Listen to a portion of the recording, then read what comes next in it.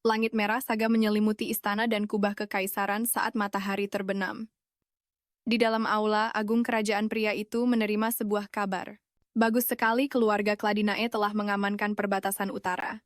Sang raja yang duduk di singgasana emasnya memujinya dengan senyum penuh perhitungan.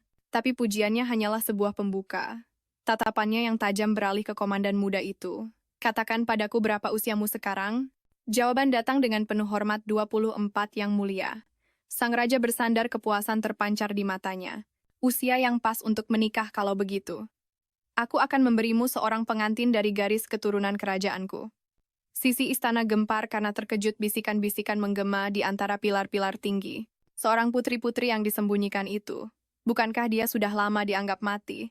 Lalu seolah mengkonfirmasi rumor yang beredar, pintu-pintu megah berderi terbuka. Seorang wanita muda melangkah maju tanpa alas kaki rapuh dan mengenakan gaun putih polos. Rambut keemasannya tergerai bergelombang dan mata birunya yang tajam berkedip penuh ketakutan dan keraguan. Suara terkesiap memenuhi aula, para pejabat istana bergumam terperangah. Itu Putri Misa. Dia masih hidup, langkahnya goyah, dia nyaris tak bisa berdiri di bawah tatapan semua orang.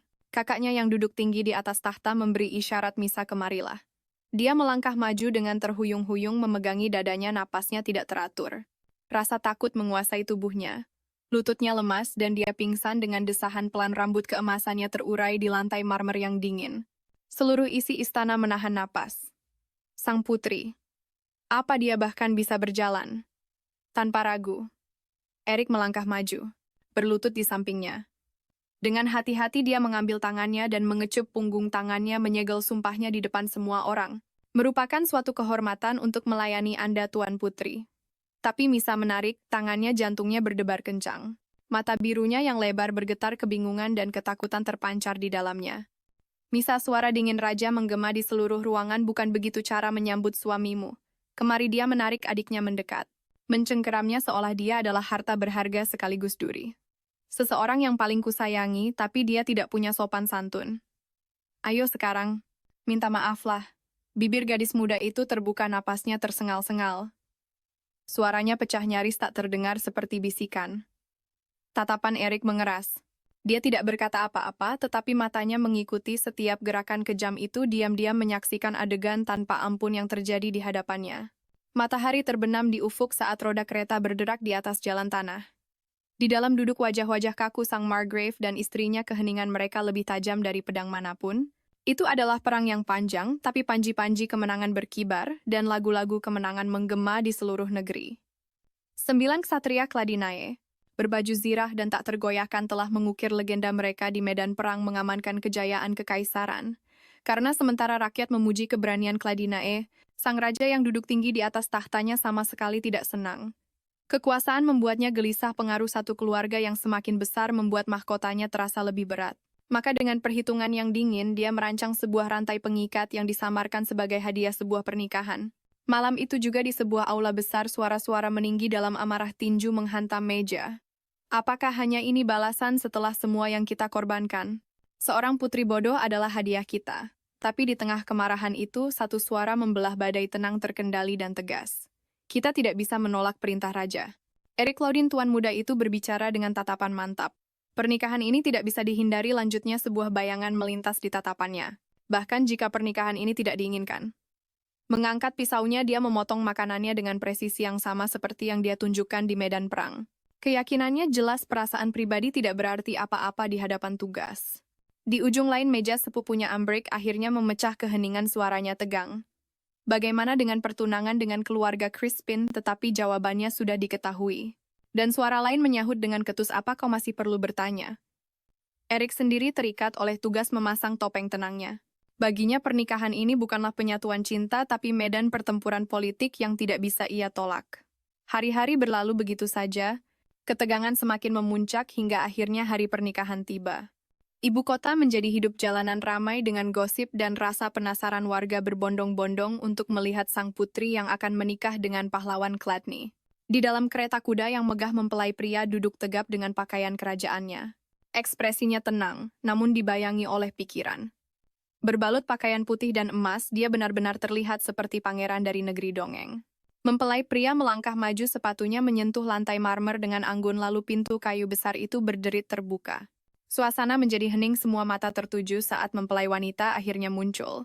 Sang putri yang tampak bersinar dalam gaun renda putihnya yang menjuntai memasuki aula. Dia terlihat sangat anggun seperti sosok yang dipahat dari cahaya bulan, tapi tak lama kemudian bisikan-bisikan memecah keheningan. Astaga, apa dia tidak sehat? Dia terlihat seperti orang mabuk, dia bahkan hampir tidak bisa berjalan. Aula suci itu menjadi sunyi saat sumpah pernikahan diucapkan. Suara pendeta menggema mantap dan hikmat mengikat dua takdir menjadi satu. Kata-kata itu terdengar berat final seperti rantai besi yang disamarkan sebagai berkat suci. Anda sekarang boleh mencium mempelai wanita. Erik menunduk tangannya yang bersarung dengan lembut menangkup wajah Misa yang gemetar.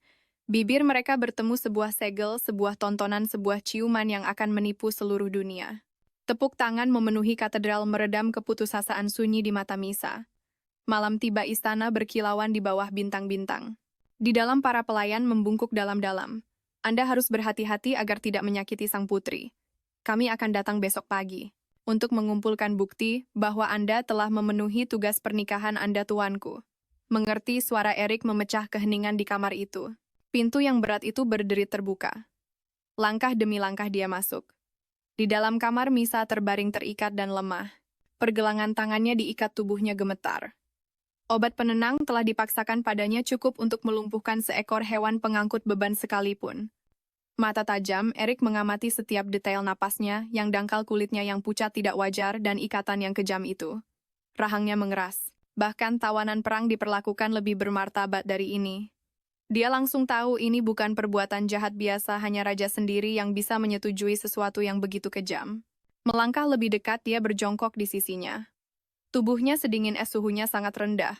Dia melepaskan ikatan di pergelangan tangannya dengan lembut, memijatnya untuk mengembalikan kehangatan. Tapi itu tidak cukup. Keputusasaan menekannya. Hanya ada satu cara yang tersisa. Putri gumamnya dengan suara rendah, menyiapkan diri untuk apa yang harus dilakukan. Aku akan berbagi kehangatanku denganmu, tolong jangan terkejut. Dia menyelinap ke bawah selimut, menarik tubuh rapuh Misa ke dadanya. Lalu seolah-olah memperkenalkan diri secara resmi untuk pertama kalinya, dia berbicara dengan hikmat. Namaku Erik, putra dari keluarga Claudine. Umurku 24 tahun dan aku tidak punya saudara laki-laki. Aku pernah punya seorang adik perempuan, tapi aku kehilangannya dalam sebuah kecelakaan saat aku masih kecil. Suaranya menjadi lebih berat. Sejak saat itu, aku hidup di medan perang dan sang putrilah yang mengadakan upacara pernikahan denganku hari ini. Dia menatapnya, begitu pucat, terikat oleh takdir kejam dan obat penenang. Keraguan muncul di matanya. Apa dia bahkan mengerti semua ini? Namun dia tahu satu hal, Misa berhak untuk tahu. Musim dingin di perbatasan itu brutal, gumamnya. Tangannya dengan lembut meraih tangan Misa, yang terasa sedingin es. Radang dingin dimulai dari ujung-ujung tubuh. Sangat penting untuk membuat darahnya mengalir kembali. Sang putri bergerak samar, suara lirih keluar dari bibirnya dan pipinya yang pucat menunjukkan sedikit rona yang kembali. Perasaan lega menyelimutinya. Bagus, kondisinya membaik. Rona wajahnya mulai kembali, namun ada kekhawatiran lain yang membebani pikirannya. Bukti malam pertama sangat diperlukan. Tanpa itu kecurigaan pasti akan muncul. Dia pun berdiri mengamati seisi ruangan untuk mencari apa yang ia butuhkan. Matanya tertuju pada bejana-bejana kaca yang rapuh dan sebuah ide pun terbentuk. Dia menghela napas pelan, beban tugasnya terasa begitu nyata. Keesokan paginya dengan pakaian sederhana, dia melangkah keluar sambil membawa kain bernoda itu, sebuah simbol pernikahan yang telah tuntas. Dengan nada tenang namun penuh wibawa, dia menyerahkannya kepada para pelayan yang menunggu. Ini adalah bukti pernikahan suci, ucapnya. Para pelayan itu membungkuk dengan hormat, berjanji akan mengantarkannya kepada raja seraya mereka bersiap untuk merawat sang putri. Erik menghentikan mereka. Tunggu, sang putri belum bangun. Tolong lakukan nanti saja.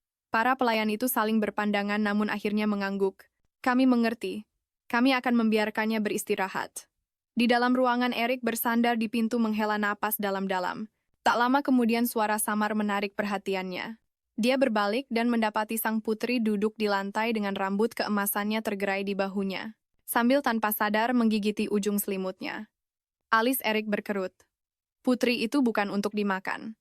Tapi sang putri tidak memedulikannya dan terus menggigitinya. Merasa geli namun juga khawatir, dia mengambil sepotong roti dari keranjang. Sambil berlutut di hadapannya, dia menyodorkan roti itu. Sepertinya Anda lapar. Mohon tunggu sebentar. Bagaimana dengan ini? Sang putri berkedip lalu meraihnya dengan ragu-ragu. Begitu roti hangat itu menyentuh bibirnya, dia langsung melahapnya dengan antusias, matanya melembut seakan baru pertama kali mencicipi makanan. Erik tidak bisa menahan senyum tipisnya. Saya senang Anda menyukainya.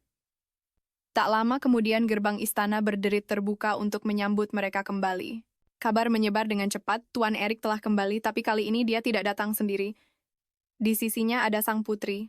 Melihat pemandangan itu, seluruh penghuni rumah berkumpul. Para bangsawan dan pelayan saling berpandangan, namun di balik penerimaan yang sopan itu, sang tuan rumah mengepalkan tangannya di belakang punggung. Beberapa saat kemudian kekacauan pun pecah. Sang putri seolah tergerak oleh naluri liarnya, memanjat patung batu besar di taman membuat para dayangnya panik di bawah. Putri itu berbahaya. Tolong turun, teriak mereka, suara mereka penuh dengan ketakutan. Rahang sang Margrave mengeras saat Erik melangkah maju, dan menurunkannya dengan lengan yang kokoh dan mantap. Tolong serahkan sang putri kepada kami, mohon salah satu dayang. Anda seharusnya beristirahat, Tuan. Aku baik-baik saja, jawabnya tegas, suaranya tidak menyisakan ruang untuk perdebatan. Sang putri telah menjadi anggota keluarga kita hari ini. Karena dia berada di bawah perawatanku, berhati-hatilah saat melayaninya. Kepala pelayan membungkuk dalam-dalam. Baik, Tuan. Kami akan merawatnya. Jangan khawatir. Malam pun tiba dan seluruh keluarga berkumpul di meja makan yang panjang. Suara Erik memecah keheningan. Dia berkata kepada para dayang yang menunggu di dekatnya, aku akan merawatnya selama makan. Kalian boleh kembali beristirahat. Para pelayan saling bertukar pandang. Salah satu wanita yang lebih tua berkata, tapi sang putri punya banyak kesulitan, terutama saat makan, tuanku. Perlahan Erik menyodorkan sebuah hidangan ke arahnya. Nona, katanya lembut seolah membujuk, apakah Anda mau makan ini? Sejenak dia hanya menatapnya dengan bingung, lalu dengan ragu-ragu dia membuka mulutnya. Namun sebelum dia sempat bernapas lega, sang putri menyemburkan kembali makanan itu. Semua orang di meja makan terkejut. Terdengar suara terkesiap dan bisikan-bisikan menyebar seperti lebah marah. Suasana pun hancur berantakan. Erik segera memegang tangannya untuk menenangkannya. Tolong tenang, Nona, bisiknya.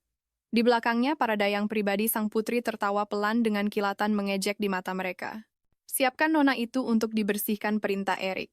Para pelayan saling bertatapan lalu melangkah maju dengan kepatuhan yang terlatih. Dimengerti, jawab mereka dengan nada yang penuh penghinaan diam-diam.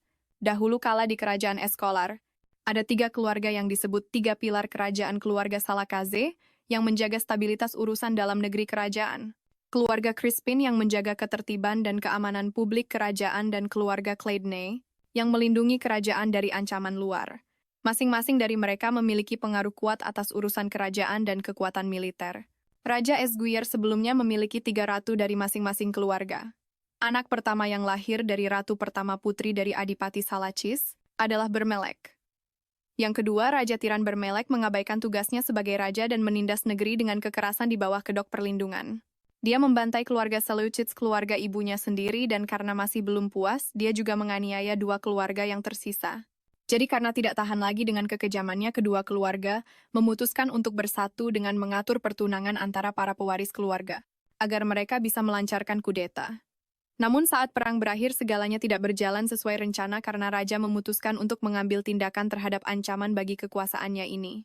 Kudengar anak itu awalnya baik-baik saja, tapi kata orang dia menjadi gila saat melihat rakyat kerajaan sekarat. Kasihan sekali, bukan, tambah Nyonya Klatane dengan simpati. Apa kau pikir kita dalam posisi untuk mengasihaninya? Adipati Margrave menggeram tinjunya menghantam meja. Pagi ini ada pengikut yang bilang mereka harus menempatkan Embrick di posisimu sebagai pewaris. Adipati Margrave mencibir sambil memutar anggurnya. Apa Pangeran Hagal masih ragu-ragu?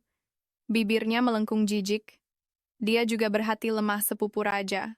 Seorang pria berdarah biru, pewaris terakhir yang masih hidup dari garis keturunan kerajaan langsung selain sang raja sendiri. Tapi takdir tidak berpihak padanya. Satu kecelakaan tragis telah membuat Hagal lumpuh terikat di kursi, tidak dapat memiliki keturunan dan bahkan melangkah ke dalam cahaya. Namun keberadaannya saja sudah menjadikannya pion berbahaya di papan catur kekuasaan. Kesabaran Adipati Margrave akhirnya habis. Tinjunya menghantam meja. Tidak ada yang berhasil, tidak ada yang berubah.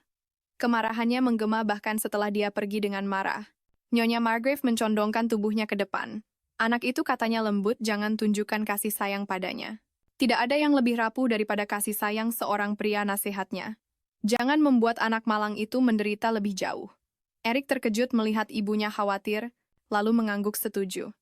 Malamnya Erik berjalan menyusuri koridor, langkahnya tegap dan mantap tetapi pikirannya berat. Para pelayan berbisik dari samping, kata-kata mereka penuh dengan penghinaan. Lakukan apa yang kukatakan, dasar wanita gila, gumam salah seorang. Apa dia jadi bersemangat karena makanan enak yang mereka berikan tambah yang lain? Tapi apa kau lihat raut wajah mereka, lanjut mereka sampai Erik masuk. Kalian bekerja dengan baik. Sekarang kalian bisa istirahat. Aku yang akan menjaganya, perintahnya. Meskipun dia hanya mendengar sedikit, itu sudah cukup baginya untuk memahami bagaimana sang putri diperlakukan oleh para pelayan ini. Kedua pelayan itu ragu-ragu takut dia telah mendengar mereka, lalu pergi diam-diam. Sepertinya suasana hati Anda sedang baik hari ini, Nona, kata Erik sambil mendekatinya. Dia duduk dengan tenang di sampingnya. Aku tidak tahu apakah Anda bisa mengerti aku, katanya lembut, tapi aku harap Anda nyaman di sini. Sang putri perlahan mengangkat kepalanya, mata birunya yang lebar menatap matanya. Untuk sesaat percikan kejernihan muncul di tatapannya, dan Erik merasakan dadanya menegang. Apakah dia mulai memahaminya? Sesaat kemudian sang putri tiba-tiba meludahinya. Tindakan itu membuat segalanya menjadi jelas. Dia tidak mengerti sepatah kata pun yang dikatakannya. Erik membeku tertegun sejenak, lalu perlahan menyeka wajahnya. Nona, Anda tidak seharusnya meludahi wajah orang lain, katanya dengan lembut seolah menasihati seorang anak. Lalu dia menghela napas pelan. Istirahatlah sekarang, tambahnya dengan nada lembut namun tegas sebelum berbalik dan pergi mandi. Sang putri tidak mengatakan apapun. Ekspresinya sulit dibaca. Saat malam semakin larut, mereka akhirnya berbaring di ranjang yang sama. Di luar badai petir bergemuruh di langit yang gelap kilat, menyambar membelah awan diikuti oleh suara guntur yang dahsyat. Mata sang putri sontak terbuka lebar, ketakutan terpancar di dalamnya. Meskipun dia tetap diam berbaring kaku di balik selimut, dia tidak bergerak, hanya menatap pria yang tidur nyenyak di sisinya. Tatapannya tak berkedip saat badai terus mengamuk. Keesokan harinya mereka duduk untuk sarapan. Erik yang selalu sabar mencoba membujuknya. Apa kau tidur nyenyak semalam, tanyanya lembut. Wajahmu terlihat pucat lebih parah dari sebelumnya. Kau tampak baik-baik saja sebelum tidur. Tapi sekarang... Ucapannya terhenti saat dia mengamati ekspresi sang putri. Tiba-tiba wanita itu meraih makanan dengan tangan kosong, menghancurkannya dengan berantakan di atas piring. Sontak aula menjadi hening, para pelayan membeku melihat pemandangan itu. Namun Erik hanya bisa menghela napas pelan. Beberapa hari terakhir sejak kedatangan sang putri benar-benar kacau. Seluruh suasana di dalam mansion berubah total sejak Erik menikahinya. Rasanya seolah semua orang punya sesuatu untuk dikatakan, namun semuanya menahan lidah.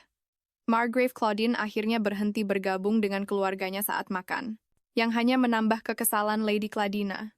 Bahkan para pengikut yang melayani keluarga Cladina pun tampak bingung resah dengan pergantian peristiwa yang tiba-tiba ini. Namun di tengah semua itu, Erik tetap tidak berubah tenang, terkendali, dan tak tergoyahkan, seolah tak ada satupun yang memengaruhinya.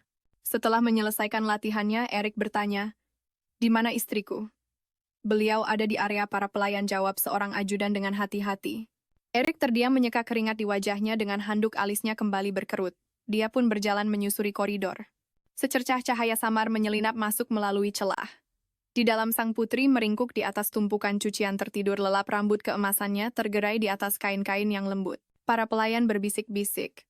Mereka mengaguminya dalam diam, terkagum-kagum melihat betapa rapuh namun cantiknya sang putri bahkan saat tertidur. Seorang pelayan terkekeh pelan.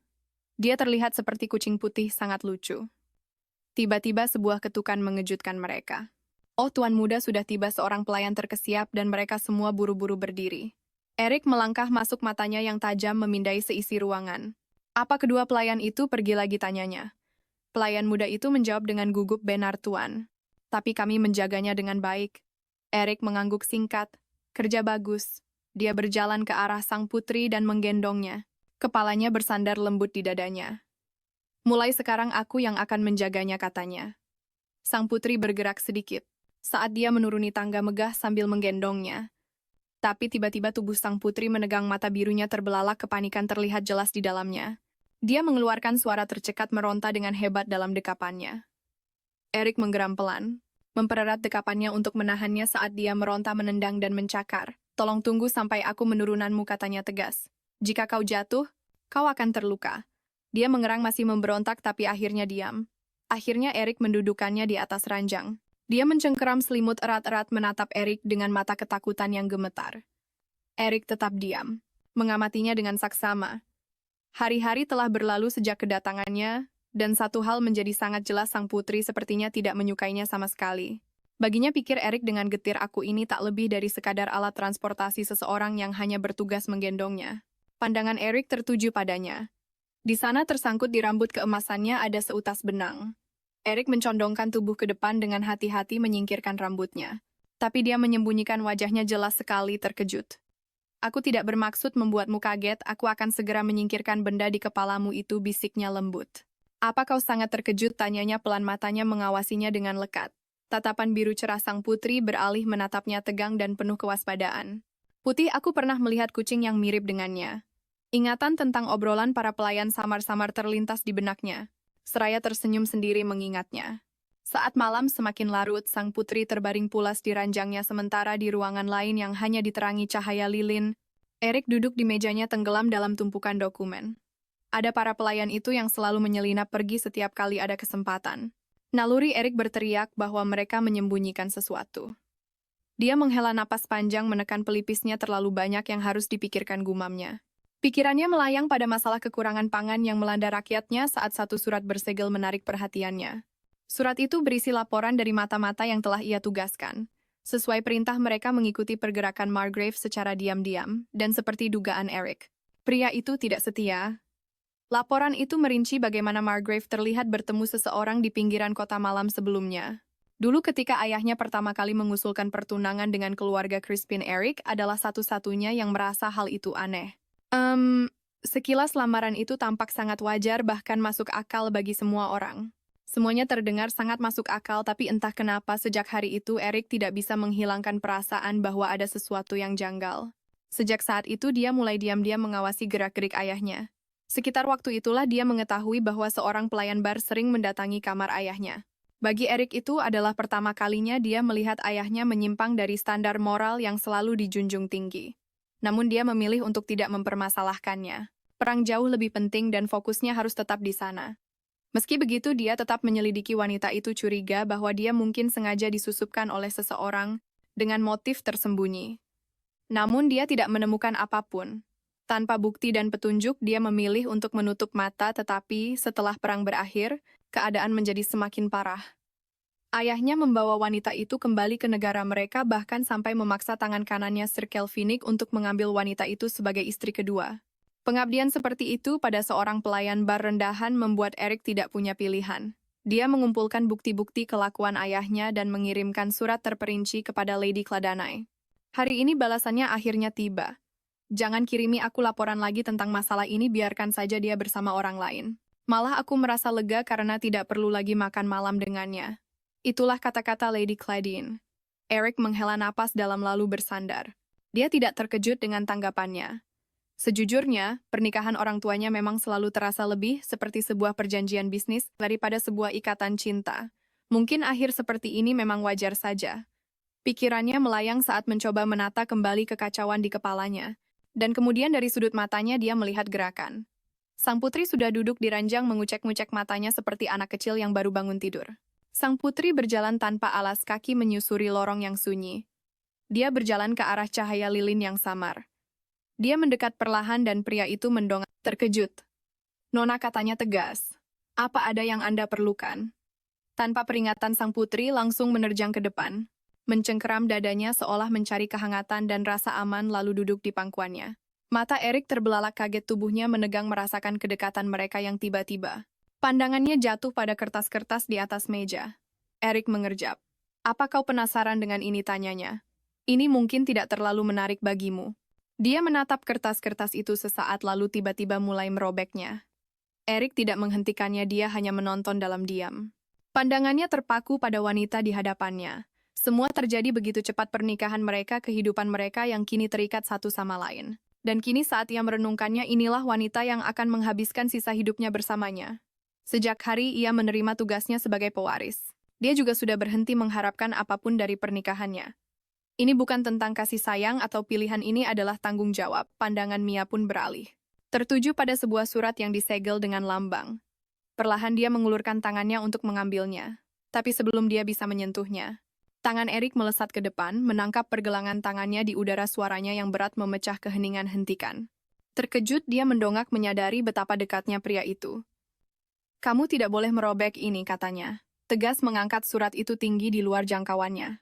Dia mengulurkan tangan mencoba meraihnya, tetapi Erik memegangnya lebih erat. Aku tidak akan memberikannya padamu, tambah Erik, nadanya tak tergoyahkan. Aku belum selesai membacanya.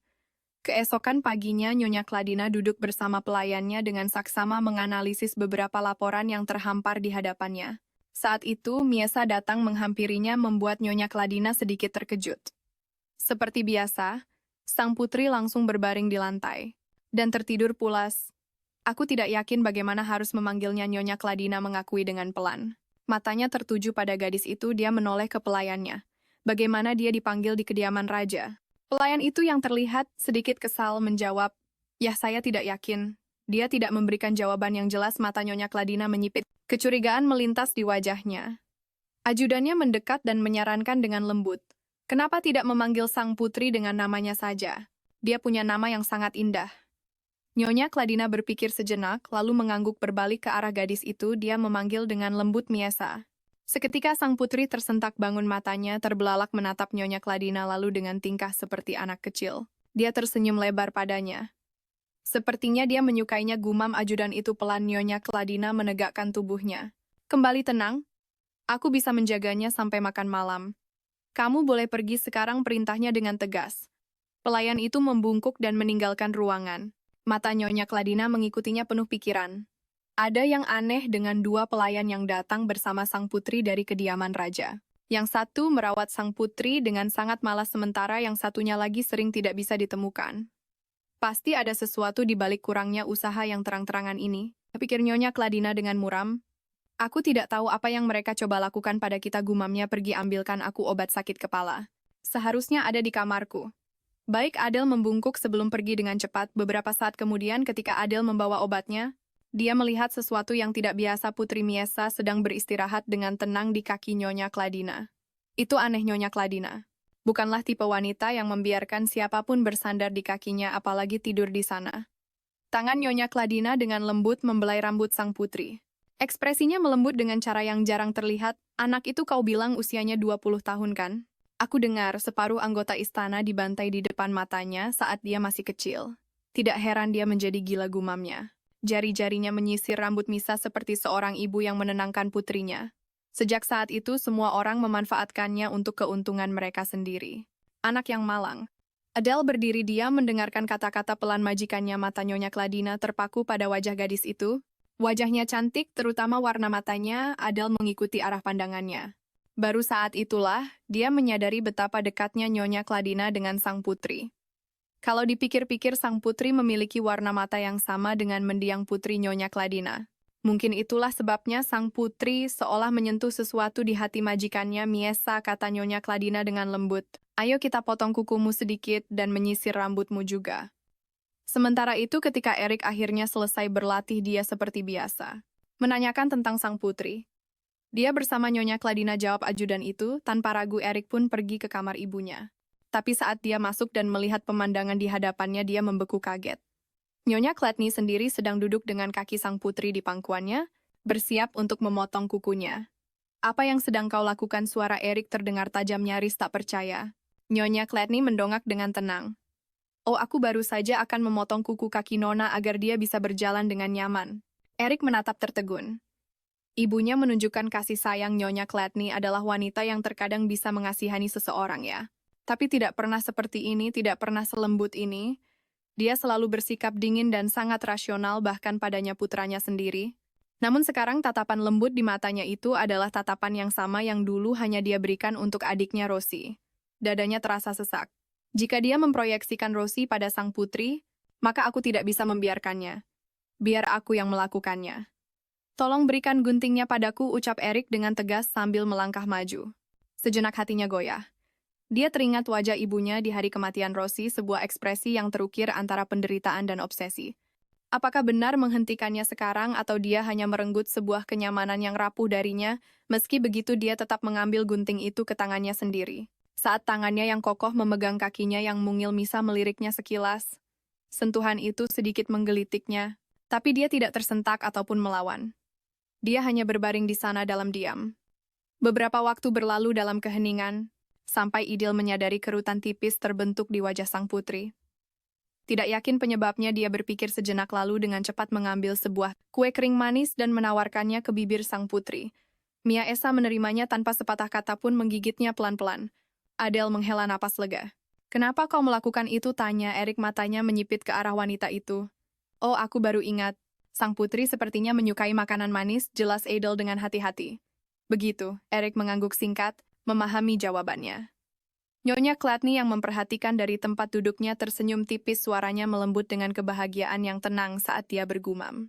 Manis sekali, dia benar-benar terlihat menikmatinya. Malam itu Erik duduk bersama sang putri, menyuapinya dengan sabar menggunakan tangannya sendiri. Dia mengingatkannya kunyah pelan-pelan, jangan langsung ditelan semua. Dia mengawasinya dengan saksama seolah-olah sedang mengajari seorang anak kecil.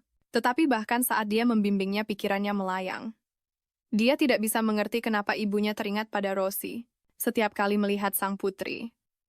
Jika itu hanya karena warna matanya, maka bahkan sepupunya Embrik, yang memiliki warna mata yang sama, seharusnya juga membangkitkan kelembutan yang sama, namun ibunya tidak pernah sekalipun menunjukkan pada Embrik sedikit pun kasih sayang semacam itu. Sebuah ketukan pelan membuyarkan lamunannya. Seorang pelayan masuk yang membawa hidangan baru dan meletakkannya di atas meja. Begitu mata sang putri tertuju pada hidangan itu, ekspresinya berubah.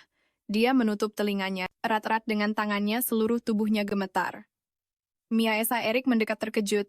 Ada apa? Sang putri tidak menjawab, hanya menunjuk dengan tangan gemetar ke arah hidangan itu, sebelum memalingkan wajahnya. Pandangan Erik mengikuti arah tunjukannya, dan dia pun sadar. "Apakah karena burung puyuh panggang ini?" tanyanya lembut. Dia tidak menjawab, hanya menghindari tatapannya dan terus memalingkan wajah, bahkan menolak untuk melihatnya. "Aku mengerti," suara Erik merendah tenang namun tegas. "Bawa pergi," perintahnya pada pelayan. Hidangan itu segera disingkirkan. Meski begitu, tatapan Erik tetap tertuju pada sang putri, merasa gelisah. Ini adalah pertama kalinya dia melihatnya bereaksi seperti ini. Dia duduk kembali, pikirannya berat. Apakah dia pernah sakit karena makan burung puyuh atau ada hal lain di baliknya? Dia tidak bisa berhenti bertanya-tanya. Keesokan harinya Erik berada di lapangan latihan sementara para ksatria lainnya berlatih. Dia mengangkat pandangannya ke langit, matahari sudah tinggi. Namun pikirannya jauh dari latihan. Apakah Miasa sudah makan pagi ini? Kemarin Miasa terlihat tidak sehat, dan rasa khawatir terus mengganggunya hingga dia tidak bisa lagi mengabaikannya. Dia pun meninggalkan lapangan untuk memeriksanya. Pelayan itu membungkuk dan melapor nyonya beliau tadi jatuh ke sungai. Sepertinya beliau melihat beberapa ikan, mencoba melihat lebih dekat, dan akhirnya tercebur. Erik menegang. Dia jatuh benar, Tuan. Tapi saat itu beliau bersama Nona Claudine, jadi tidak ada yang perlu dikhawatirkan. Erik menghela napas perlahan, rasa lega meredakan ketegangan di dadanya. Pelayan itu melanjutkan, "Ada masalah lain, Nyonya sepertinya tidak peduli dengan kebaktian di kapel." Awalnya beliau mengikuti Nona Claudine dengan patuh, tapi begitu mereka tiba beliau menolak untuk masuk. Akhirnya Nona Claudine meninggalkannya dengan seorang pelayan, sementara beliau sendiri masuk untuk menyelesaikan doa. Erik mendengarkan dalam diam, lalu teringat betapa mudahnya Miasa bisa dibujuk dengan manisan. Mulai sekarang dia memerintahkan, "Pastikan selalu ada camilan manis di mejaku." Malam itu dia duduk bersama Miasa lagi, kali ini suasana hatinya jauh lebih baik. Makan dengan patuh saat dia menyuapinya. Memperhatikannya, Erik merasa sangat lega. Dia mengangkat garpu berisi sepotong makanan lagi dan menawarkannya pada Miasa. Tapi sebelum Miasa bisa memakannya, potongan itu tergelincir dan jatuh di dadanya. "Jangan makan itu," kata Erik dengan cepat. "Aku akan memberimu yang lain." Dia mengulurkan tangan berniat menyingkirkan potongan yang kotor itu, tapi tangannya terhenti di udara. Potongan makanan itu mendarat tepat di dadanya. Untuk sesaat dia ragu-ragu, lalu setelah menarik napas pelan, dia mengambilnya. Miasa langsung mencondongkan tubuh ke depan, membuka mulutnya untuk mengambil potongan itu dari jemarinya. Terkejut, Erik menarik tangannya lebih tinggi. "Tidak sudah kubilang," tapi Miasa tidak membiarkannya selesai. Dia meraih tangan Erik, menariknya ke arahnya. Pipinya memerah, ekspresinya dipenuhi rasa frustrasi. Kemudian tanpa peringatan dia menggigit jari Erik, giginya menekan dengan keras. Tapi bukan rasa sakitnya yang membuat jantung Erik berdebar kencang, melainkan hawa panas dari mulutnya yang menyelimuti kulitnya. Napasnya tercekat dan dia buru-buru menarik tangannya. Sang putri mengerjap padanya, tampak sama terkejutnya. Sesaat dia hanya menatap lalu pandangannya beralih ke belakang Eric. Sedetik berikutnya wajahnya mengeras karena marah. Dengan satu sentakan tiba-tiba dia menarik taplak meja. Piring dan cangkir pun berjatuhan ke lantai dengan suara yang memekakkan telinga. Di ambang pintu pelayannya terkesiap pelan. Apa yang sebenarnya terjadi, gumamnya. Akhirnya dia melangkah maju dan dengan lembut membawa sang putri pergi untuk menyiapkan mandinya. Eric tetap duduk membisu. Pandangannya jatuh ke tangannya ke bekas samar gigitan Miyasa di kulitnya. Malam itu saat sang putri tidur nyenyak seperti biasa, Eric tetap terjaga. Tak peduli seberapa keras dia mencoba, dia tidak bisa menghilangkan sisa kehangatan yang melekat di ujung jarinya. Dia menutup matanya dengan tangan. Dia istriku, tapi dia lebih seperti anak kecil. Dia bahkan tidak mengerti kalau aku ini suaminya. Aku tidak bisa. Napasnya tercekat. Aku tidak boleh memikirkannya seperti itu. Itu seharusnya tidak pernah terjadi, tidak akan pernah. Keesokan harinya Nona Claudine berkata kita akan menjadi tuan rumah pembacaan puisi hari Rabu ini. Eric sedikit mengernyit. Apa kita benar-benar harus melakukannya? Tentu saja, jawab Nona Claudine dengan tegas. Mereka akan berkeliaran mencari gosip panas seperti hyena, justru karena itulah kita harus menggunakan kesempatan ini untuk menunjukkan pada mereka betapa baiknya keadaan kita. Pertemuan itu bukan acara sembarangan. Sebulan sekali, para wanita bangsawan dari 3 keluarga berkumpul untuk membacakan puisi, bertukar pandangan, dan yang terpenting mengumpulkan informasi. Kali ini, giliran keluarga Claudine yang menjadi tuan rumah, tapi yang paling membebani pikiran mereka adalah fakta tentang Marchioness Crispin, dan putrinya akan hadir. Ini akan menjadi pertemuan pertama keluarga mereka sejak pertunangan dibatalkan. Meskipun itu bukan salah keluarga Claudine, Eric tahu keluarga Crispin pasti masih menyimpan dendam setelah diskusi mereka. Nyonya Claudine dan Eric membawa Miyasa ke rumah kaca. Sang putri bergegas masuk dengan semangat seperti anak kecil berkeliling dari satu sudut ke sudut lainnya. Dengan rasa ingin tahu memeriksa segalanya dengan mata terbelalak. Nyonya Claudine menyibukkan diri dengan bertanya-tanya, sementara Eric berdiri diam di belakang. Hanya mengawasi Miyasa saat dia berkeliling. Nyonya, kenapa Anda tidak datang ke kamar kami?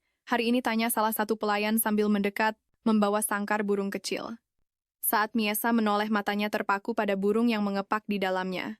Pikirannya goyah, tiba-tiba membawanya kembali ke malam yang mengerikan itu, kembali pada kata-kata yang pernah dibisikkan ibunya, kata-kata yang masih menghantuinya.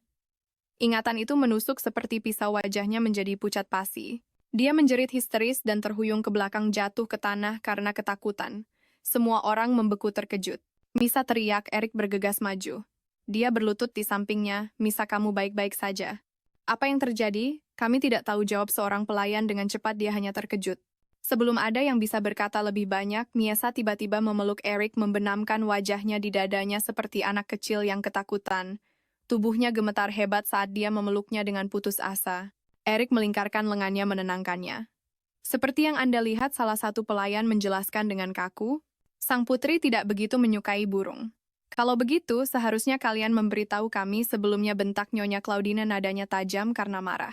Kami merawatnya setiap hari, balas pelayan itu dengan acuh tak acuh. Kenapa Anda memarahi kami karena melewatkan detail sekecil itu? Mata Nyonya Claudine menyipit, amarahnya memuncak, tapi dia menahan kata-katanya. Dia sudah curiga pada para pelayan ini sejak awal. Masih gemetar dalam pelukan Eric, Miyasa tidak mau melepaskannya. Melihat keadaannya, Eric berkata dengan lembut, aku akan membawanya keluar untuk menenangkannya. Tanpa menunggu persetujuan, Eric menggendongnya keluar dari rumah kaca. Pikirannya berkecamuk, mungkinkah ini alasannya? Dia menghindar dari burung puyuh panggang malam itu. Dia berjalan sampai mereka tiba di taman dan berhenti di ayunan kayu di bawah pohon. Sambil duduk, dia memangku Miyasa, memeluknya dengan erat. Jangan khawatir, bisik Eric, suaranya lembut. Jika ada burung yang mendekat, aku akan mengusirnya. Kamu bisa beristirahat. Misa memiringkan kepalanya menatap wajahnya. Profil wajahnya tenang dan tegar, memancarkan kekuatan yang hening. Sesuai dengan kata-katanya, tatapannya langsung beralih ke setiap suara, waspada terhadap setiap kepakan sayap. Akhirnya merasa tenang, dia memejamkan matanya dan bersandar padanya.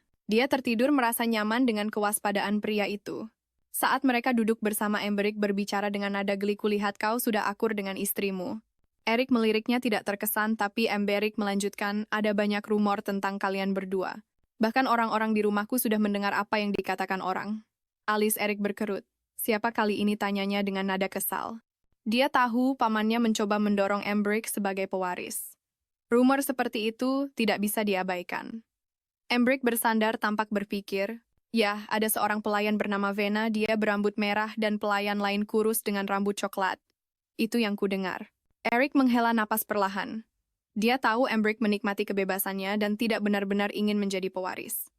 Kepercayaan mereka telah ditempa dalam pertempuran karena saling menyelamatkan nyawa lebih dari sekali. Terima kasih, kurasa aku berutang budi padamu sekali lagi, kata Eric sambil menghela napas. Tidak masalah. Embrick menjawab dengan santai sambil duduk di tanah. Tatapannya menajam, tapi ada apa denganmu? Jangan bilang kau benar-benar menyukainya. Karena melihatmu sekarang rasanya kau terlalu berlebihan. Dia menyeringai. Orang-orang bahkan bilang kalau kaki istrimu tidak pernah menyentuh tanah sejak dia tiba, karena kau menggendongnya kemana-mana. Eric mengerutkan kening. Kau tahu dia pincang dan... Belum lagi kecelakaan yang bisa terjadi jika aku tidak menjaganya. Embrick menggelengkan kepalanya. Tapi aku tidak mengerti. Awalnya kupikir kau hanya bersandiwara untuk mengelabui raja. Tapi saat ini tidak ada siapa-siapa yang mengawasi, jadi kenapa kau begitu tulus padanya? Suaranya terdengar sedikit frustrasi. Matanya menyipit. Kau tidak serius berpikir untuk menikahinya selamanya, kan? Tatapan Eric melembut saat dia mengelus kepala Misa yang bersandar. Jawabannya tenang dan mantap. Tidak peduli siapa yang kunikahi. Selama orang itu bisa membantu keluarga Claudine. Sekarang setelah sang putri menjadi bagian dari keluarga kita, setidaknya raja akan membiarkan kita untuk sementara waktu. Dan soal kebaikanku padanya, dia tidak tahu apa-apa. Dia bahkan tidak tahu di pangkuan siapa dia duduk. Aku tidak mau dia diperlakukan semena-mena. Embrick menghela napas panjang. Yah, kurasa kau benar. Beberapa hari kemudian acara pembacaan puisi pun diadakan. Para wanita bangsawan dari berbagai keluarga berkumpul di dalam rumah kaca, suara mereka berbaur saat mereka menempati kursi masing-masing. Di antara mereka ada Marchioness Crispin dan putrinya. Setelah semua orang duduk, Miesa dan Eric muncul di hadapan mereka. Mereka memberikan beberapa kata sambutan sopan dan terkendali, namun di baliknya, suasananya begitu tegang.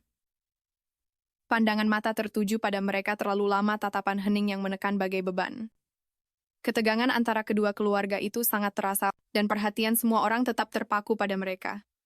Namun Eric tidak membuang waktu. Dia mengangkat Misa dengan lembut ke dalam gendongannya, mengucapkan terima kasih kepada para tamu atas kehadiran mereka dan bersiap untuk pergi. Tapi sebelum mereka sempat beranjak, putri dari keluarga Crispin menyusul. Aku perlu bicara denganmu, katanya dengan suara mendesak. Eric berbalik, nadanya tajam. Ada apa? Mengikutiku kemari adalah keputusan yang tidak bijaksana. Kalau begitu, aku akan bicara singkat, jawabnya sambil menatap Eric dengan mantap. Apapun yang terjadi, jangan memiliki anak. Kata-katanya penuh dengan tekad yang kuat. Eric tidak mengatakan apa-apa. Dia bisa merasakan ada mata yang mengawasi mereka dari dekat, dan dia tahu sebaiknya tidak menanggapi. Putri Crispin yang sedari tadi menggenggam erat sapu tangannya, menjatuhkannya dari genggamannya. Kalau begitu sampai bertemu lagi, katanya sebelum pergi. Dalam perjalanan pulang, Marchioness Crispin bertanya, apa kau sudah melakukan yang kuperintahkan, ya ibu? Jawab putrinya pelan. Seumur hidupnya Lacain Crispin hanya diajari cara menjadi wanita bangsawan yang sempurna. Tapi apa yang sebenarnya dia inginkan, tidak ada seorang pun yang peduli untuk bertanya. Malam itu Eric duduk di ruang kerjanya. Seperti biasa, mejanya dipenuhi tumpukan dokumen dan laporan. Pikirannya terasa berat. Perang telah meninggalkan kerusakan yang parah, dan sekarang mereka kekurangan makanan untuk bertahan selama musim panas. Jika mereka bisa melewati musim ini, maka pada musim gugur nanti, para prajurit yang kembali dari perang akan memanen ladang mereka dan semuanya akan kembali normal. Biasanya krisis semacam ini seharusnya diringankan oleh hadiah yang diberikan raja kepada keluarga Claudine, tapi yang mereka terima hanyalah piala-piala tak berarti, sebuah tambang besi Harlech dan seorang putri. Itulah hadiah dari sang raja. Tambang itu butuh waktu sebelum bisa bermanfaat dan tidak bisa mengisi lumbung makanan mereka sama sekali. Secara finansial ini memang bukan bencana, tapi beban sebenarnya datang dari tatapan para vasal. Dalam ketidakhadiran ayahnya, mereka semua memandang Eric, mengharapkannya memberikan solusi terbaik. Tanggung jawab itu menghimpitnya lebih dari yang ia perkirakan. Saat pikirannya kalut, sebuah beban lembut menekan dari sampingnya. Misa datang diam-diam dan duduk di pangkuannya, memeluknya seperti yang sering ia lakukan. Eric terdiam, menyadari sekali lagi bahwa pertanyaan Ambaruk tidak memiliki jawaban yang jelas. Dia tidak bisa menjelaskannya bahkan pada dirinya sendiri mengapa dia membiarkannya begitu dekat, mengapa dia begitu peduli padanya. Dia menghela napas dan menepuk punggungnya dengan ringan. Misa berbalik jarinya menunjuk ke sebuah botol kaca di atas meja. Erik merogoh dan mengeluarkan satu permen yang disimpannya di sana untuk Misa, lalu meletakkannya dengan lembut di tangannya. Saat Misa memasukkan permen itu ke dalam mulutnya, senyum kecil tersungging di bibirnya, dan setiap kali melihat senyum itu bebannya sendiri seakan sedikit terangkat. Kenyamanan yang dibawa oleh gadis rapuh ini memberinya rasa puas yang aneh dan tak bisa dijelaskan.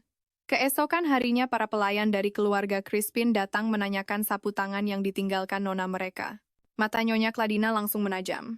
Dia tahu persis apa artinya di kalangan bangsawan meninggalkan sapu tangan di rumah mantan tunangan. Yang kini sudah menikah tidak lain adalah sebuah tanda cinta. Dia memerintah dengan tenang meskipun suaranya terdengar tegas. Idel, kumpulkan para pelayan dan cari sapu tangan itu, dan pastikan kabar menyebar bahwa sapu tangan itu milik Nyonya Marchioness Crispin sendiri. Dengan begitu, tidak akan ada rumor yang tidak perlu. Di dalam rumah kaca, para pelayan Claudine memulai pencarian mereka bergabung dengan para pelayan Crispin. Di antara mereka, sebuah pertemuan rahasia terjadi antara kepala pelayan Crispin dan salah satu pelayan utama, sang putri pelayan yang datang bersamanya dari istana raja. Kepala pelayan itu berbicara dengan suara rendah dan tegas. Aku akan bicara singkat. Dia harus dibereskan paling lambat dalam waktu 2 tahun. Seringai licik tersungging di wajah pelayan sang putri. Jika Anda mau, aku bisa menyelesaikannya besok. Tidak, potong kepala pelayan itu dengan tajam. Terlalu mendadak akan menimbulkan kecurigaan dan kita tidak bisa terlalu sering datang ke sini. Pelayan sang putri mencondongkan tubuhnya lebih dekat, matanya berkilat berbahaya. Kalau begitu beritahu saja aku. Aku bisa menemuimu. Malam itu keluarga tersebut berkumpul untuk makan malam. Tuan Margrave Cladni yang jarang bergabung dengan mereka hadir di sana, tetapi kekesalannya dengan cepat memuncak saat melihat sang putri. Seekor anjing saja punya sopan santun yang lebih baik darinya, cibirnya, suaranya penuh dengan penghinaan. Nyonya Cladni yang duduk dengan anggun, menjawab dengan senyum manis yang sarkastis. Sayang, jika itu sangat sulit bagimu, kenapa tidak abaikan saja aku sepenuhnya? Lagi pula aku ragu dia menginginkan perhatianmu. Kemarahan Tuan Margrave meledak. Dia mendorong kursinya ke belakang dan berdiri. Matanya menggelap, tetapi sebelum pergi dia melemparkan satu peringatan terakhir. Ingat, kita harus segera mengunjungi Yang Mulia Raja. Pastikan dia tidak punya luka memar. Di kerajaan Esquire sudah menjadi kebiasaan bagi pengantin baru untuk mengunjungi keluarga mempelai wanita 50 hari setelah pernikahan mereka. Jadi ketika harinya tiba, Erik memasuki istana kerajaan dengan Misa di sisinya. Dia membungkuk dalam-dalam. Salam hormat untuk Yang Mulia, katanya dengan penuh takzim sambil memegang Misa dengan lembut di sampingnya. Benar, sudah lama sekali sejak kita terakhir bertemu, sapa sang raja dengan senyum lebar. Seperti biasa, Misa merosot ke lantai, berbaring di sana dengan malas. Sang raja terkekeh. Melihat Misa, kita tampaknya baik-baik saja. Aku harap kita akan segera mendengar kabar tentang seorang anak. Erik sedikit menundukkan kepalanya. Sejak pernikahan mereka, dia telah melakukan segala cara untuk menghindari kecurigaan sang raja. Kami juga berharap demikian, Yang Mulia, tapi saya khawatir kesehatan istri saya belum sepenuhnya pulih, jawabnya dengan hati-hati. Ajudan raja mencondongkan tubuh, membisikkan sesuatu di telinganya. Senyum sang raja memudar dengan satu kibasan tangannya yang tajam. Dia mengusir pelayan itu. Suaranya ketika dia berbicara lagi terdengar berbahaya. Aku tidak mau waktuku terbuang. Dayang-dayang Misa memberitahuku sesuatu yang cukup menarik. Mereka bilang meskipun spraynya basah oleh darah, tidak ada setetes pun yang ditemukan saat mereka memandikan sang putri setelahnya. Itu membuatku berpikir mungkin kau tidak menginginkan garis keturunan kerajaan. Katakan padaku, Erik, apa kau menjaganya tetap utuh agar bisa membatalkan pernikahan ini? Dada Erik terasa sesak. Tidak, bukan seperti itu, katanya dengan tegas. Dia percaya usahanya sudah cukup untuk membungkam para pelayan, tapi ternyata tidak. Mata sang raja berkilat. Sepertinya keluarga Claudine berusaha menipu kerajaan. Mungkin ini bahkan bisa dianggap sebagai tindakan pengkhianatan. Wajah Erik memucat, tapi apa yang akan terjadi pada rakyatnya jika raja menghancurkan mereka? Kemarilah, Miesa, panggil sang raja. Sang putri merangkak ke arahnya. Dia mengelus kepala Miesa dengan senyum dingin. Miesa kecilku yang manis, mungkin kau akan memberitahuku yang sebenarnya. Apakah suamimu melepaskan pakaianmu malam itu? Misa tidak mengatakan apa-apa. Tangan raja mengencang dengan kejam, menjambak rambutnya ke belakang. Jawab aku, Miesa. Suaranya tidak lagi terdengar hangat. Bibirnya bergetar, lalu untuk pertama kalinya kata-kata yang terpatah-patah keluar dari mulutnya. Sakit. Mata Erik melebar karena terkejut. Dia belum pernah mendengarnya berbicara sebelumnya. Di sini sakit ulang Miesa menunjuk ke titik itu dan dengan canggung menjelaskan menggunakan isyarat. Suara terkesiap terdengar di seluruh aula, wajah-wajah berpaling karena kaget dan malu. Hentikan, bentak sang raja, sambil bangkit berdiri. Cukup. Aku tidak ingin mendengar detail malam pertama adikku. Dengan satu tendangan cepat dia mendorong Miesa ke samping. Bawa benda ini bersamamu dan pergi, ucapnya pada Erik dengan menghina. Erik menggertakkan giginya, amarah membara di dalam dirinya, tapi tidak ada yang bisa dia lakukan di sini. Tanpa sepatah kata pun, dia mengangkat Miesa ke dalam pelukannya dan meninggalkan istana. Dalam perjalanan pulang, keheningan menyelimuti mereka. Dia memangkunya, tidak mengatakan apa-apa. Miesa pun tetap diam, akhirnya tertidur tanpa suara. Begitu mereka kembali, suara Erik memecah keheningan. Pastikan tidak ada yang masuk ke lantai 2 sayap barat. Para pelayan sang putri saling bertukar pandang dengan bingung, tidak yakin apa yang sedang terjadi. Miesa meronta pelan dalam dekapannya, tapi Erik tidak melepaskannya. Kalen perintahnya pada orang kepercayaannya berjaga di depan pintu. Tidak ada yang boleh masuk ke ruangan ini. Saat mereka masuk, Erik mendorong Miesa ke atas tempat tidur. Suaranya rendah, terdengar nada amarah. Sekarang tidak akan ada yang mendengarkanmu di sini. Tidak akan ada yang datang. Entah kau berteriak atau menangis, tidak akan ada yang mendengar. Jadi bicaralah. Aku tahu kau mampu melakukannya.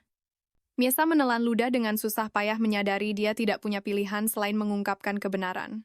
Sayang, kenapa kau tidak mengabaikan Miesa sepenuhnya saja, katanya pelan. Erik membeku, matanya melebar. Lagi pula, ulangnya, aku ragu dia menginginkan perhatianmu sedikit pun. Itu adalah kata-kata yang sama persis yang diucapkan Nyonya Claudine di meja makan. Dada Erik terasa sesak. Dia hampir tidak bisa percaya dengan apa yang didengarnya. Apa yang kau katakan di depan raja tadi, tanyanya, suaranya rendah tapi tajam. Miesa menyeringai tipis. Mereka akan mengejar gosip menarik seperti hyena. Kita harus menunjukkan pada mereka bahwa kita baik-baik saja. Kata-kata itu kembali mengejutkannya. Itu juga adalah kata-kata Nyonya Claudine. Meskipun dia berbicara dengan jelas, Erik memperhatikan tangannya bergetar samar. Di balik sikap menantangnya ada ketakutan. Perlahan dia berdiri melepaskannya. Maafkan aku. Aku tidak bermaksud menakutimu, katanya pelan sambil turun dari tempat tidur. Untuk sesaat keheningan menyelimuti mereka. Orang-orang selalu berkata sang putri menyaksikan ibunya meninggal saat dia baru berusia 8 tahun. Setelah itu dia menyaksikan saudara-saudaranya dibantai oleh tangan raja. Untuk bertahan hidup, mungkin dia memilih untuk berpura-pura gila, kegilaannya menjadi perisai. Erik tidak tahu harus berbuat apa. Dia ingin menghiburnya, mengatakan sesuatu apapun, tapi tidak ada kata-kata yang keluar. Yang bisa dia lakukan hanyalah duduk dalam diam. Pagi harinya Dayang Misa masuk membawa nampan sarapan. Dia mendekat dengan sigap, mendesak sang putri untuk bangun, lalu tanpa ragu dia menarik selimut untuk memeriksa. Tatapan Erik menajam ke arah mereka. Dia pikir raja mungkin telah menghukum mati para pelayan ini karena kebohongan mereka. Namun disinilah mereka lagi memeriksa, mengintip, memastikan apakah dia dan istrinya telah memenuhi kewajiban suami istri mereka. Kenapa tidak kau biarkan dia tidur lebih lama lagi? Kata Erik dengan tegas. Pelayan itu terkejut, tubuhnya menegang di bawah tatapannya, lalu mengangguk cepat, kecurigaan tampak di matanya. Sebelum membungkuk dan mundur dari ruangan. Saat hari dimulai, Misa melakukan daftar tugasnya yang biasa. Tindakan pertamanya adalah mengobrak-abrik dan menghancurkan meja, meninggalkannya dalam keadaan berantakan total. Kemudian dia beralih ke pakaian pria berambut hitam itu, merobeknya dengan gigi seperti binatang buas. Tugas terakhirnya adalah menjambak dayangnya dan menarik rambutnya sampai wanita itu berteriak. Baru setelah itu, dengan kekacauan di sekelilingnya, Misa menganggap separuh tugas hariannya selesai. Namun hari ini ada sesuatu yang berbeda. Pelayannya memeriksa tubuhnya jauh lebih lama. Misa tahu kenapa itu, karena pria berambut hitam itu. Memikirkannya saja membuatnya membeku. Sekarang setelah pria itu mengetahui rahasianya, bagaimana jika dia memberitahu yang lain? Bagaimana jika dia mencoba mengusirnya dari rumah ini? Dadanya terasa sesak. Tidak, memang benar dia marah tadi malam. Tapi tetap saja dia tidak terlihat seperti pria yang akan sengaja menyakitinya, namun keraguan itu menggerogotinya, dan jika dia benar-benar memberitahu mereka, lalu bagaimana? Panik Misa berlari lurus ke aula. Lady Clatney sedang duduk di sana dengan sikap tenangnya yang biasa. Oh Misa, apakah tidurmu nyenyak? Lady Clatney bertanya dengan hangat begitu melihatnya. Misa tidak berkata apa-apa, sebaliknya. Dia menjatuhkan diri ke pangkuan Lady Clatney, membenamkan dirinya di sana seperti anak kecil yang ketakutan. Wanita itu mengelus rambutnya dengan lembut. Kamu pasti masih setengah sadar, gumamnya. Misa menghela napas lega. Lady Gladney masih sama terhadapnya. Tidak ada yang berubah. Sementara Misa beristirahat di sisinya, Lady Gladney mengalihkan perhatiannya kembali pada kepala pelayannya. Mereka mendiskusikan urusan rumah tangga. Kami telah membeli kayu mojo untuk dekorasi taman, lapor kepala pelayan. Seketika telinga Misa langsung waspada. Kayu mojo, bukankah itu sangat mahal? Bahkan istana kerajaan pun menggunakannya dengan hemat. Kepala pelayan kemudian menunjukkan contoh mentega berkualitas. Satu balok berkualitas ini harganya 20 paisa, katanya. Mata Misa terbelalak, uang sebanyak itu untuk mentega sekecil ini. Menyadari rasa penasarannya, Lady Gladney tersenyum tipis dan menawarkannya padanya. Apa kamu mau coba? Misa menggigit sedikit, mengunyah perlahan. Dia pernah mendengar dari para pelayan, dengan uang yang sama mereka bisa dengan mudah membeli 1 karung penuh tepung. Malam itu dia ingat, pria berambut hitam itu pernah bicara tentang kekurangan makanan dan kekhawatirannya tentang rakyat mereka. Bukankah tepung akan lebih berguna daripada mentega ini? Pikirnya cemas. Tapi Lady Gladney senang dengan reaksinya. Sepertinya kamu menyukainya, katanya lembut. Pesan 5 barel lagi mentega ini, perintahnya pada kepala pelayan. Misa menghela napas pelan. Dia tidak bisa mengerti. Kenapa Lady Gladney dan pria berambut hitam itu selalu terlihat begitu senang setiap kali dia makan? Apakah karena mereka benar-benar peduli padanya? Itu sepertinya mustahil. Tidak ada yang pernah peduli padanya sebelumnya. Nanti seperti biasa. Eric datang setelah menyelesaikan tugasnya, tapi kali ini Misa mundur enggan pergi bersamanya. Bahkan Lady Gladney mengangkat alisnya melihat pemandangan itu. Mata Misa yang lebar dan memohon seolah berkata, "Tolong jangan paksa aku pergi bersamanya. Tolong aku." Sebelum ada yang bisa dikatakan, Eric maju tanpa ragu-ragu. Dia membungkuk dan mengangkatnya ke dalam pelukannya seperti yang selalu dia lakukan. Misa mencengkeram bahunya dengan panik, tubuhnya kaku karena ketakutan. Pria itu membungkuk mendekat, suaranya rendah di telinganya. Misa, bisiknya. Sebaiknya kau ikut denganku. Begini aku belum memberitahu siapapun tentang kejadian semalam. Tubuhnya langsung tersentak, napasnya tercekat di tenggorokan. Di telinganya itu lebih terdengar seperti pemerasan daripada jaminan. Di meja makan mereka duduk saling berhadapan.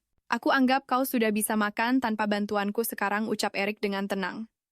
Misa hanya menatapnya, pria yang sama yang baru saja memerasnya. Sekarang dia yakin kalau dia tidak menyukainya. Matanya tertuju pada garpu dan pisau di tangannya dan keningnya berkerut. Dia tidak pernah menggunakan peralatan makan seperti itu selama hampir 10 tahun. Tangannya gemetar saat dia mencoba memotong dan mengangkat makanan, memaksa dirinya untuk berlatih. Eric yang memperhatikannya dengan saksama mengangguk kecil. Sepertinya kau cukup mahir dalam hal ini. Misa mengerutkan kening dalam-dalam mendengar kata-katanya, sama sekali tidak terkesan. Tidak ada yang bisa disebut mahir dari gerakannya yang kaku itu. Pria yang aneh, pikirnya dengan getir. Lalu dengan kekesalan yang memuncak, dia menjatuhkan garpunya dan mulai makan dengan tangannya, mengunyah dengan penuh amarah.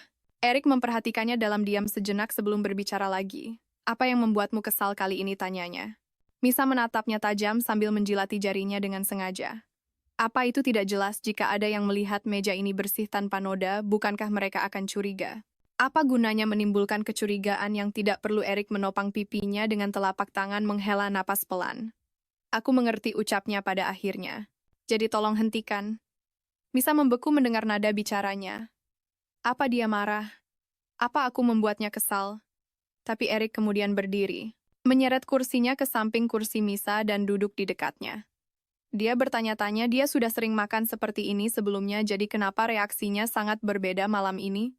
Sebelum dia sempat memikirkannya lebih jauh, Eric mengulurkan tangan, mengangkat dagunya ke atas, dan dengan lembut membersihkan mulutnya. Suaranya pelan tapi mantap.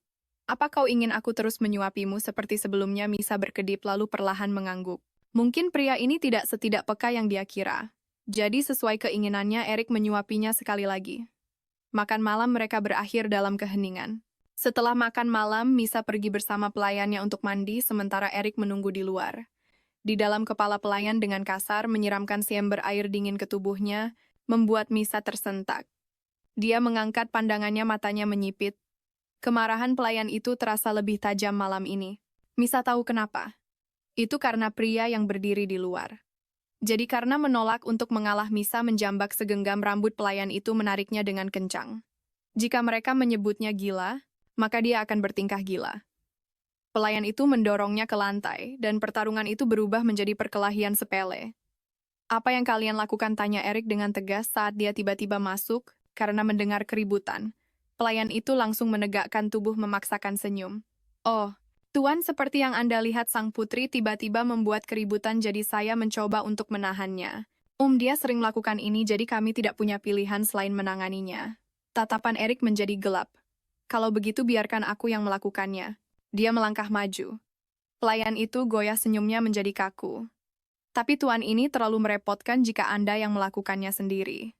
Kau tidak perlu merepotkan dirimu dengan tugas yang melelahkan seperti ini. Suara Erik rendah dan tegas. Sudah menjadi tugasku sebagai suaminya untuk merawatnya, bukan. Pelayan itu ragu-ragu. Lalu dengan enggan dia menjelaskan apa yang disebut sebagai proses memandikan sang putri, bagaimana mereka seharusnya menggunakan sampo minyak dan krim di tubuhnya. Misa yang mendengarkan dalam diam mengepalkan tangannya. Dia tahu itu bohong. Mereka tidak pernah memperlakukannya seperti itu. Bagi mereka dia tidak lebih baik dari seekor binatang disiram dengan air dingin dan dibiarkan menggigil.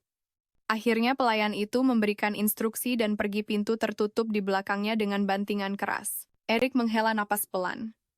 Dia telah berbicara karena dorongan sesaat, tapi sekarang kenyataan menyadarkannya. Apa yang telah kulakukan, bagaimana aku akan menangani ini? Dia melirik Misa lalu berdeham dengan canggung. Apa kau bisa mandi sendiri, tanyanya dengan suara pelan. Pikiran tentang sang putri gila merawat dirinya sendiri itu tidak masuk akal. Misa menggelengkan kepalanya dengan kuat. Aku mengerti, gumam Erik. Wajahnya menghangat, telinganya memerah karena malu. Erik mulai menata barang-barang yang disiapkan untuk mandinya, menyusunnya satu persatu dengan keseriusan yang aneh. Misa duduk diam di sana sambil meliriknya. Dia sama sekali tidak bisa mengerti pria itu. Apa pria itu marah lagi? Jika memang begitu, maka dia harus bekerja sama sebisa mungkin. Untuk saat ini kelangsungan hidupnya bergantung pada itu. Dia berdiri dan berjalan ke arah pria itu, membiarkan handuknya meluncur jatuh ke lantai. Erik tersentak dengan cepat memalingkan wajahnya agar tidak melihat. Apa yang kau lakukan, ucapnya. Tapi kata-kata itu seakan mati di tenggorokannya. Dia membeku. Di sekujur punggung Misa terdapat bekas luka kemerahan yang tak terhitung jumlahnya, bekas luka dari cambukan dan hukuman yang kejam. Bagi Misa, kepatuhan adalah hal mutlak sejak pertama kali dia bertemu dengannya. Dia takut pada pria ini. Bagaimana jika seperti sang raja, dia juga akan memukulnya dengan cambuk saat marah? Ingatan itu membuatnya bergidik ngeri. Bahkan jika dia percaya pria itu berbeda, bagaimana jika dia membuatnya kelewat batas? Tubuhnya menegang dan dia merendahkan dirinya ke lantai, duduk dengan punggung menghadap pria itu, mempersiapkan diri untuk menerima hukuman. Tapi pukulan itu tidak pernah datang. Sebaliknya, sebuah tangan besar yang kapalan bergerak lembut di punggungnya, perlahan dan halus. Siapa yang melakukan ini padamu? Suara Erik terdengar kasar karena jengkel, namun di baliknya ada sesuatu yang lain, yaitu kekhawatiran. Misa berkedip kaget. Rasa iba. Dia belum pernah mendengar suara yang begitu menyedihkan ditujukan padanya sebelumnya. Perlahan dia berbalik dan membisikkan kebenarannya. Sang raja. Erik menghela napas panjang dan berat, penuh dengan amarah yang tertahan. Reaksinya membuat Misa semakin bingung. Apa dia marah padaku atau pada orang lain? Lalu tanpa berkata-kata lagi, dia mulai menyiapkan air mandinya. Dia memeriksa suhu air dengan hati-hati. Beritahu aku kalau terasa tidak nyaman, perintahnya. Suaranya terdengar canggung namun tetap tenang. Aku belum pernah melakukan ini sebelumnya, jadi katakan padaku jika ada yang terasa aneh. Misa mengangguk dengan tatapan bingung. Kenapa dia begitu serius melakukan ini? Dia bisa saja memperlakukanku seperti para pelayan, menyiramku begitu saja, tapi sebaliknya dia mengikuti setiap langkah dari instruksi tadi dengan ketekunan yang tidak terduga. Dia mencuci rambut Misa dengan perlahan, mengusapkan sampo ke seluruh rambutnya dengan sangat hati-hati. Sentuhannya begitu lembut, sangat berbeda dari yang pernah Misa rasakan, sampai matanya terasa berat. Dia merasa seakan-akan bisa tertidur. Sekarang aku akan membasuh tubuhmu, kata Erik pelan. Tangannya tampak ragu-ragu saat bergerak ke bawah dan telinganya memerah padam. Misa menggeliat sedikit, sensasi geli menjalari kulitnya. Dia refleks berbalik dan mendapati tatapan pria itu terkunci padanya. Keduanya pun membeku. Wanita gila itu yang seharusnya tidak peduli pada hal-hal semacam ini tiba-tiba menyadari keanehan situasi itu dan juga emosi di wajah pria itu. Permintaan maaf lirih yang dia gumamkan setiap kali menyentuhnya. Semuanya terasa berbeda dan untuk pertama kalinya Misa mengerti. Orang normal akan merasa malu dalam momen seperti ini. Dan sekarang dia juga merasakannya rasa panas aneh yang naik di dadanya. Debaran canggung itu. Apakah ini pertama kalinya dia merasakan malu? Setelah selesai memandikannya, Erik sangat kelelahan sampai dia langsung ambruk ke tempat tidur begitu sampai di kamar. Misa ragu sejenak lalu duduk di sampingnya. Kau juga berbaringlah, katanya pelan sebelum menarik Misa ke sampingnya. Tak lama kemudian dia terlelap. Misa menatap pria yang berbaring di sebelahnya. Jelas-jelas dia yang lelah, jadi kenapa dia selalu bersikeras agar aku yang beristirahat. Setiap kali Misa merasa sudah memahaminya, pria itu selalu membuatnya bingung lagi. Kemarin dia mengancamnya, hari ini dia justru merasa iba saat melihat bekas luka di punggungnya. Meski begitu, Misa tahu satu hal, pria ini lebih baik daripada kebanyakan orang yang pernah dia temui. Dia mengangkat tubuhnya dan mencondongkan diri lebih dekat mengamati wajah pria itu dengan saksama. Dia tampaknya sudah tertidur sangat lelap. Diam-diam dia menyelinap keluar dari tempat tidur dan berjalan menuju ruang ganti. Beberapa saat kemudian Erik terbangun dan mendapati tempat tidur itu kosong. Suara samar-samar terdengar dari ruang ganti. Mengikuti suara itu, dia menemukan Misa sedang berdiri di depan cermin, bibirnya bergerak-gerak. Saat dia mengulangi kalimat-kalimat yang dia dengar sepanjang hari. Ketika dia menyadari kehadiran Erik di ambang pintu, dia menirukan salah satu kalimat Nyonya Claudine dengan nada yang anehnya ceria. Misa hanya sedang mencoba berlatih, sayang. Jangan katakan hal seperti itu padanya. Keesokan paginya, para pelayan datang ke kamar Misa untuk melakukan pemeriksaan rutin mereka. Karena Erik ada di sana malam sebelumnya, mereka tidak bisa memeriksanya dengan benar. Mereka mengintip di antara kedua kakinya lalu mengerutkan kening. Jika mereka benar-benar sudah melakukannya, kenapa di sana begitu bersih? Itu adalah rutinitas yang telah dia jalani berkali-kali sebelumnya. Tapi hari ini rasanya berbeda. Kemarin dia telah belajar apa arti rasa malu yang sesungguhnya. Dia merasakannya bersama pria itu. Dan sekarang dengan para pelayan, tindakan itu terasa sangat menghina. Memikirkan Erik, dia sadar pria itu telah menemukan satu lagi rahasianya.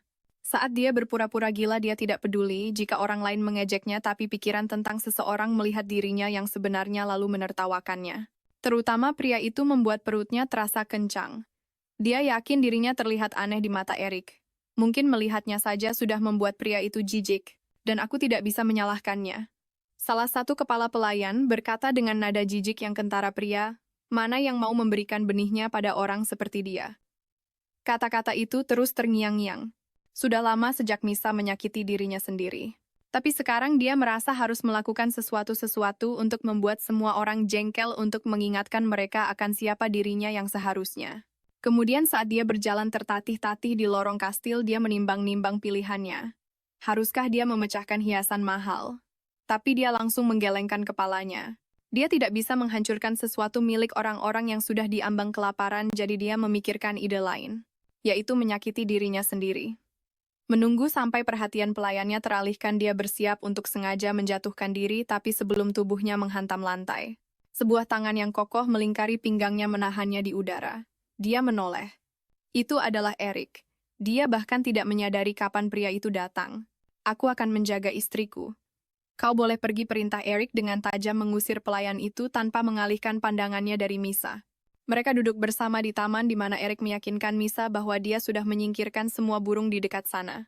Kau tidak perlu khawatir, tidak ada satupun di sini, katanya lembut. Lalu dengan rasa penasaran dia bertanya, apa kau benar-benar membenci burung? Misa mengangguk. Erik terdiam sejenak sebelum melanjutkan. Boleh aku tahu kenapa?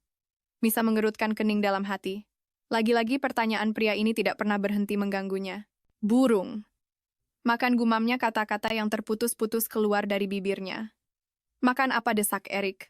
Misa menatapnya tajam. Pertama pria itu menyeretnya ke sini tanpa izin, dan sekarang dia memaksanya dengan pertanyaan yang tak ada habisnya. Tidak ada siapa-siapa di sini, Misa. Erik mengingatkannya dengan pelan. Kau bisa bicara dengan bebas. Tapi bagi Misa, bukan itu masalahnya. Dia tampak gelisah, jari-jarinya saling bertaut dengan gugup. Erik mengamatinya, tatapannya tajam. Seolah-olah dia bisa membaca jawabannya langsung dari wajahnya.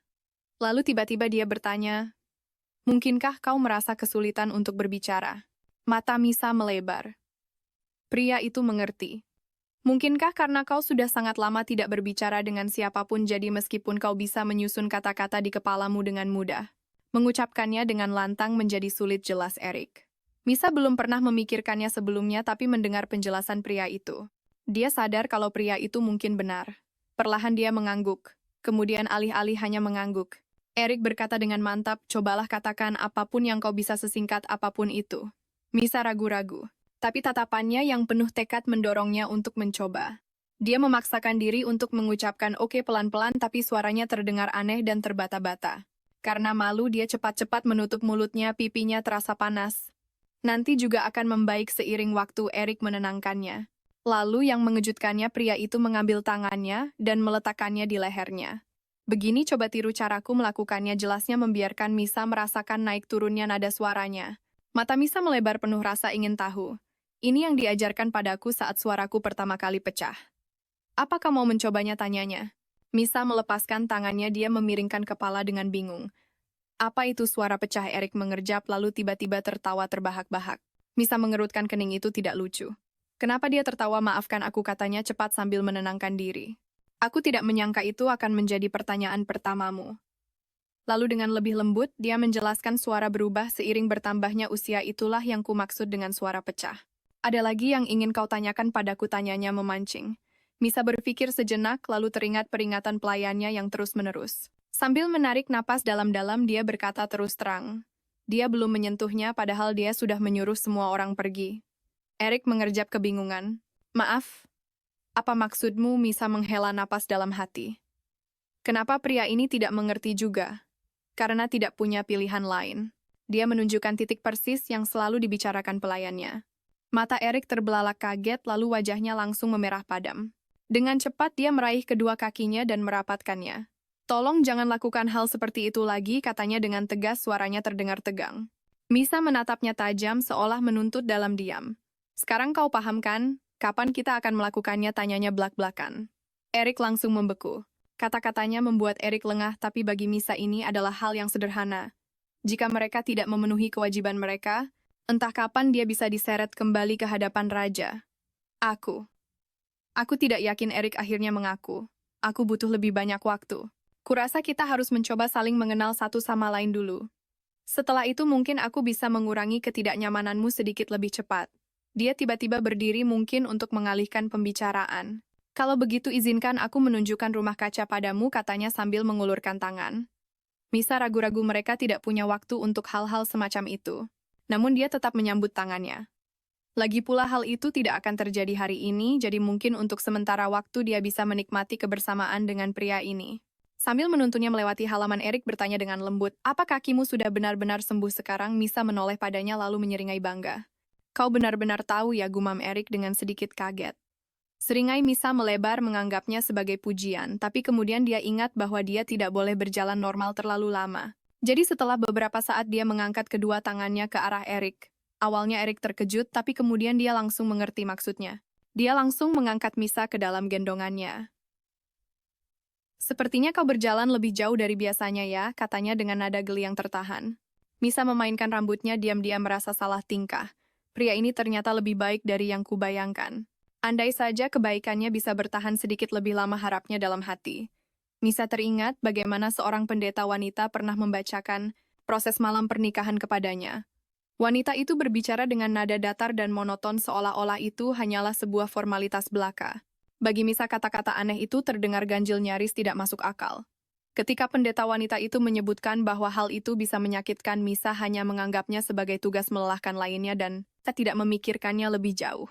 Tapi sekarang dia sadar bahwa hal itu telah menjadi kesempatan terbaiknya untuk mempertahankan pernikahan ini. Jika semua terserah padanya, dia pasti sudah menyelesaikannya secepat mungkin.